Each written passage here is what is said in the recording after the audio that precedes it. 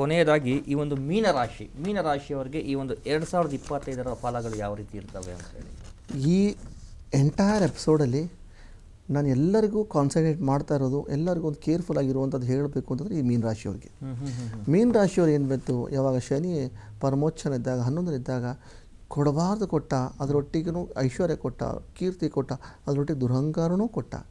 ಯಾವ ಗುರು ಅವರು ರಕ್ಷಣೆ ಮಾಡಿರ್ತಾನೋ, ಯಾವ ಗುರು ಅವ್ರಿಗೆ ಬಲ ಕೊಟ್ಟಿರ್ತಾನೋ ಅಂಥ ಗುರುವನ್ನ, ಅಂಥ ಗುರು ಪರಂಪರೆನೇ ಬಿಡುವಂತ ಬಿಟ್ಟು ದುರಹಂಕಾರದಲ್ಲಿ ಮೆರೆದಂಥ ಜನಗಳಿಗೆ ಮುಂಬರುವಂಥ ದಿನಗಳಲ್ಲಿ 25 ನಂತರ ಶನಿ ಮಹಾತ್ಮ ಎಣ್ಣೆಯಲ್ಲಿ ಎದ್ದು ಹೆಂಗೆ ಫ್ರೈ ಮಾಡ್ತಾನೆ ಹಂಗೆ ಫ್ರೈ ಮಾಡಿ ಕರೆದು ಮೂಲೆಯಲ್ಲಿ ಬಿಸಾಡ್ಬಿಡ್ತಾನೆ. ಎಷ್ಟು ಕೊಟ್ಟಿದ್ದಾನೆ 11 ಶನಿ.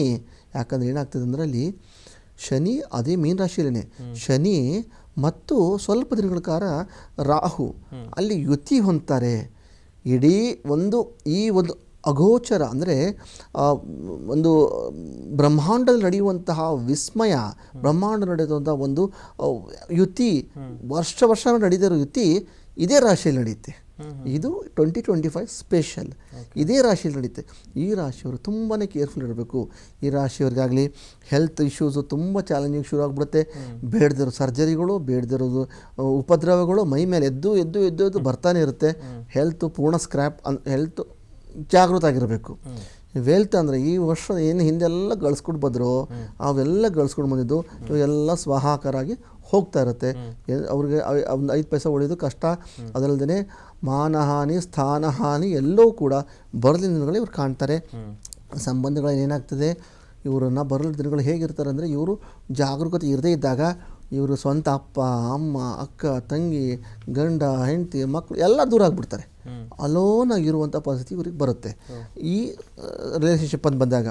ಇನ್ನು ಬಂದಾಗ ಎಜುಕೇಷನ್ ಅಂತ ಬಂದಾಗ ವಿದ್ಯಾರ್ಥಿಗಳು ತುಂಬ ಒಂದು ಕಷ್ಟಪಟ್ಟು ಸಾಧನೆ ಮಾಡುವಂಥದ್ದು.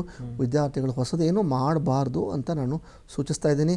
ವಿಶೇಷವಾಗಿ ಇದು ವಿದೇಶ ಪ್ರಯಾಣಕ್ಕೆ ಸಮಯ ಅಲ್ಲ. ಸೊ ಇದು ಓವರಾಲ್ ಆಗಿ ಈ ಒಂದು ಮೀನರಾಶಿಗಿರುವಂಥದ್ದು. ನಾನು ಇಲ್ಲಿವರೆಗೂ ಹೇಳಿರೋ ರಾಶಿಗಳು ಕೇವಲ ಜನರಲೈಸ್ ಪ್ರಿಡಿಕ್ಷನ್ಸ್ ಮಾತ್ರ. ಅದು ಒಂದು ಅನುಭವ. ಇನ್ನೂ ಅಕ್ಯುರೇಸಿ ಬರಬೇಕಂದ್ರೆ ಅವ್ರದ್ದು ಗ್ರಹಚಾರ, ಗೋಚಾರ, ದಶಾಭುಕ್ತಿ, ಅಂತರ್ಶ, ಅವ್ರ ದಶಾಂಶ ಚಾರ್ಟ್ ಎಲ್ಲನೂ ಕ್ಯಾಲ್ಕುಲೇಷನ್ ಮಾಡಿ ಹೇಗೆಂದರೆ ಈ ಗೋಚಾರದಲ್ಲಿರುವಂಥ ಗ್ರಹಗಳನ್ನು ಅವ್ರ ಜಾತಕಕ್ಕೆ ನಾವು ಕನ್ವರ್ಟ್ ಮಾಡಿಟ್ಟು ಆ ಶನಿ ಈ ಶನಿಗೆ ಏನು ಎಫೆಕ್ಟು, ಈ ರಾಹುಗೆ ಏನು ಎಫೆಕ್ಟ್ ಎಲ್ಲ ಒಂದು ಬ್ಯಾಲೆನ್ಸ್ ಆಗಿ ನಾವು ಇಕ್ವೇಷನ್ ತೆಗೆದಾಗ ಅವ್ರ ಲೈಫ್ ಕರೆಕ್ಟಾಗಿ ನಮಗೆ ಪ್ರಿಡಿಕ್ಷನ್ಸ್ ಬರುತ್ತೆ. ಪರಿಹಾರ ಹೇಳೋದಕ್ಕೂ ಕೂಡ ಅದು ಯೂಸ್ ಆಗುತ್ತೆ. ಇದು ನಾನು ಹೇಳಿದ್ದು ಜನರಲೈಸ್ ಪ್ರಿಡಿಕ್ಷನ್ಸ್ ಮಾತ್ರ. ಯಾರು ಇದನ್ನು ಅಂದರೆ ಸೀರಿಯಸ್ಸಾಗಿ ಯಾವಾಗ ತೊಗೊಳ್ಬೇಕು, ನಿಮ್ಮ ಜಾತಕವನ್ನು ಅನ್ಲೇಷನ್ ಮಾಡಿ ಒಂದು ನುರಿತಂಥ ಜ್ಯೋತಿಷಿಗಳ ಹತ್ರ ಹೋಗಿ ಅಪ್ರೋಚ್ ಮಾಡಿದಾಗ ನಿಮಗೆ ಈ ಇನ್ಫಾರ್ಮೇಷನ್ ಬರುವಂಥದ್ದು. ಖಂಡಿತ ಇಷ್ಟೊತ್ತು ಸಾಕಷ್ಟು ಮಾಹಿತಿ ಕೊಟ್ರಿ.